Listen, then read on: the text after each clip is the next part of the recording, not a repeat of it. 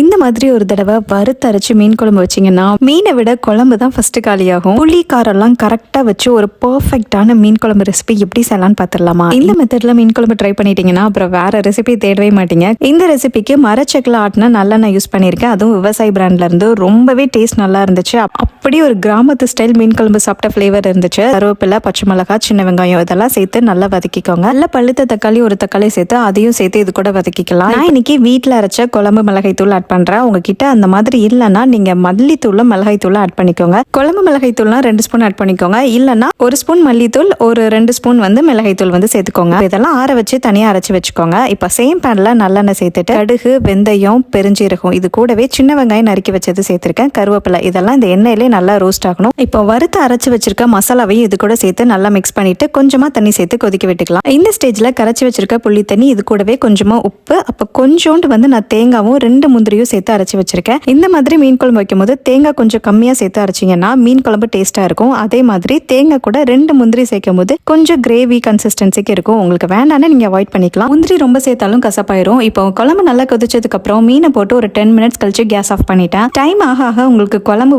அப்படியே அந்த மேல ரெட் கலர்ல சூப்பரா வந்திருக்கும். கண்டிப்பா ட்ரை பண்ணி பாருங்க. இந்த மாதிரி நிறைய ஃபுட் வீடியோஸ் பார்க்க மறக்காம நம்ம பேஜை ஃபாலோ பண்ணிக்கோங்க.